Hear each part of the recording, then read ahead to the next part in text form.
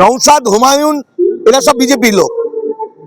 এমনকি রুহুল আমিন আমার ঘনিষ্ঠ, সেও বলছে ভোটটা কাটার জন্য। প্রথমত ভোট হবে কিনা, দ্বিতীয়ত ভোট হলেও মুসলিম ভাইদের বাঁচানোটা এদের কাছে সাবজেক্ট না, এদের কাছে সাবজেক্ট হচ্ছে ভোটটাকে কেটে দিয়ে, রাজ্যে যত ভোট সেই ভোটটা কেটে দিয়ে এবছর যাতে 200, 500, 600 করে ভোট কাটতে কাটতে কাটতে বিজেপি জিতে যায়, এটা হলো এদের মূল উদ্দেশ্য।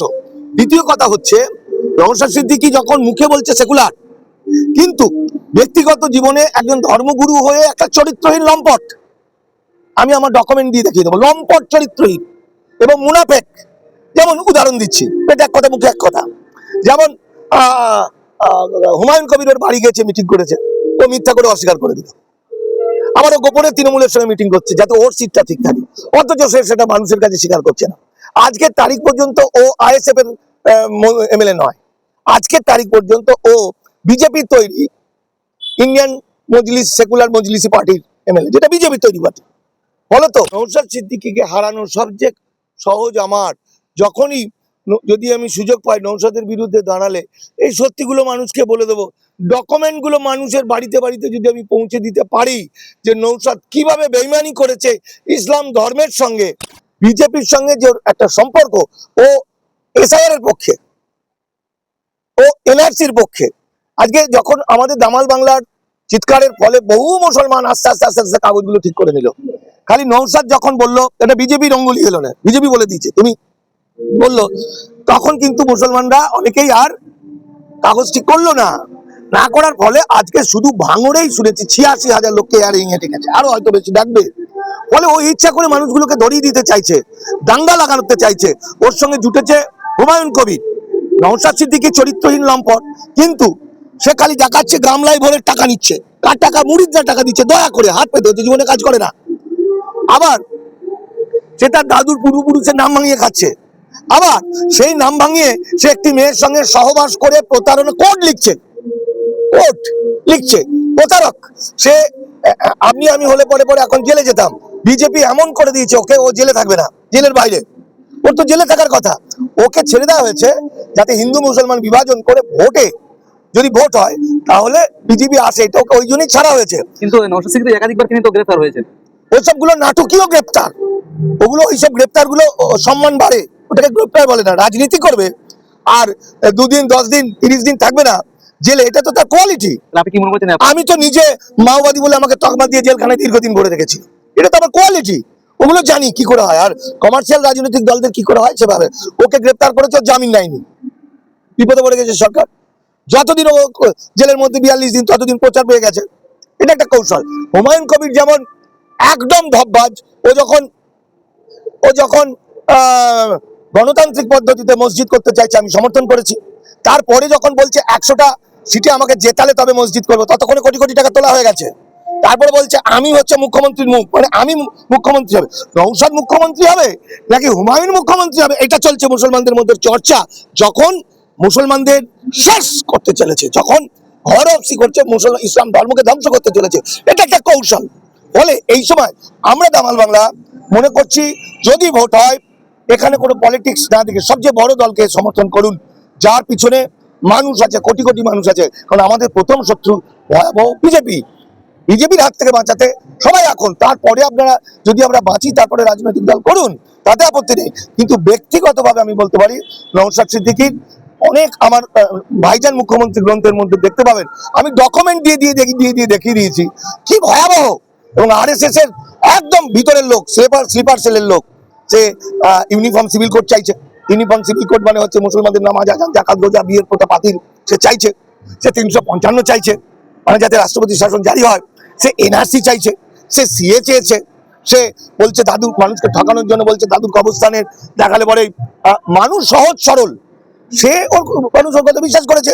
সেই জন্য দেখেছেন দাদুর কবরের মাটি নিয়ে চলে এসছে কেউ হিয়ারিং এ। অর্থাৎ এটা কৌশল, আরএসএস এর হয়ে ফান্ড পাচ্ছে, আরএসএস এর হয়ে মুসলমান নেতারা দালালি করতে নেমে পড়েছে, এবং ওদের সঙ্গে আর এক মুসলমান আরএসএস এর দালাল আছে ভয়ঙ্কর। সে বলছে যাকে ভোট দেবেন দিন, তৃণমূলকে ভোট দেবেন না, তৃণমূলকে ভোট দিলে আপনার ভোটটা হবে হারাম ভোট। মানে অ্যাডভোকেট ফিরদৌস শামীম, সে কিভাবে আরএসএস এর লোক, কিভাবে ধ্বংস করতে চেয়েছে মুসলমানদের তার ডকুমেন্ট আমার ওই ভাইজান নৌসাদ মুখ্যমন্ত্রী বইটাতে ডিটেলস আছে, এটা বইমেলাতে বেরোবে। ফলত মুসলমানদের সাধারণ মানুষ, কোটি কোটি মানুষ, তারা পছন্দ করে দামাল বাংলাকে। দামাল বাংলা আমরা যারা রাজনৈতিক দল নয়, আমরা সত্যিটা তুলে ধরি আজ পর্যন্ত। আর নৌসাদ সিদ্দিকী যা যা বলেছে সবটা মিথ্যা। সে একটা চরিত্রহীন লম্পট, কোর্টের কাগজে বলছে ও যেন সহবাস, প্রতারণা করে সহবাস করেছে। শুধু তাই নয়, সে যার সঙ্গে সহবাস করেছে তার বাচ্চাকেও কিডন্যাপ করার চেষ্টা করেছে বলেছে। এগুলো কোর্টের ব্যাপারে, যেগুলো আমার ভাইজান মুখ্যমন্ত্রী বইটাতে আপনারা পাবেন। ফলত আমি বলতে পারি এই জোট ভোটের কোনো মূল্য নেই। এগুলো হচ্ছে মানুষের দৃষ্টিটা ঘুরিয়ে দেওয়ার একটা কৌশল। ভোট হবে কিনা সন্দেহ, কারণ দেখা যাচ্ছে এসআইআর ফর্মে যে দ্বিতীয় পাতাটাই আছে, সেই পাতাটা যা যা নিয়ম কানুন সেইটাকে পোর্টালে প্রোগ্রামিং করেছে বিজেপি সরকার, নির্বাচন কমিশন। ওই অনুযায়ী অসংখ্য মানুষ বাতিল হবে। আর মুসলমানরা যতই বিপদে পড়ুক তার ভোট দিতে পারবে না। ভোট দিতে যারা পারবে না তাদেরকে দামাল বাংলা আমরা লড়াই করব। নৌসাদ লড়াই করবে না, নৌসাদ তো হেয়ারিং এ ডেকে এনে তাদের বিপদে ফেলবে। হেয়ারিং যাতে না যায় এবং তার জনসভায় ডেকে আনবে নিজের স্বার্থে। আমরা ওমর ফারুক গাজীর মতো অ্যাডভোকেটের নেতৃত্বে দামাল বাংলার পক্ষ থেকে একটা আমরা অ্যাডভোকেট সেল তৈরি করেছি, যেখানে জেলায় জেলায় অ্যাডভোকেটরা থাকবে। যে সমস্ত মুসলমানরা এপারের মানুষরা বিপদে পড়ে যাবে তাদেরকে যাতে বিনা পয়সায়, মানে তাদেরকে যাতে বাঁচিয়ে দেওয়া যায়। কারণ মনে রাখতে হবে, বাংলা মুসলমানরা যদি বাঁচে তাহলে বাংলা বাঁচবে, মুসলমানরা যদি বাঁচে উদ্বাস্তুরা বাঁচবে, মুসলমানরা যদি বাঁচে বাঙালি বাঁচবে। চেনে নিন শত্রু কারা, কারা 2 নম্বরই, কারা আরএসএস স্লিপার সেলের লোক, কারা আপনার ছেলে পিলে নাতি পুতিকে চিরকালের জন্য বেনাগরি করতে চায়। জোট হতেই পারে, গণতান্ত্রিক দেশে জোট হবে, এটাই স্বাভাবিক। কিন্তু একটা জিনিস মনে হচ্ছে, সেটা এবছর কি সত্যি ভোট হবে? মানে ভোট হওয়ার মতো পরিবেশ থাকবে? মনে করুন এক একটা গ্রামের এক একটা বুথে 1000 লোক আছে, দেখা যাচ্ছে 600-700 বাতিল, তাই তো? এরকম ভাবে কোথাও 500, কোথায় 600, কোথায় 1000, 3000 বলবো, যত ভোটার আছে তার অর্ধেক প্রায় বাতিল হয়ে গেছে। তাহলে এমন কোন রাজনৈতিক দলের বাপের ক্ষমতা আছে যে সেই গ্রামে মিছিল করবে? এমন কোন নেতার ক্ষমতা আছে সেখানে বক্তব্য রাখবে? ফলে আগামী দিনে কি হতে চলেছে, ভোট হবে কিনা, এটা একটা ভয়ঙ্কর বিষয়।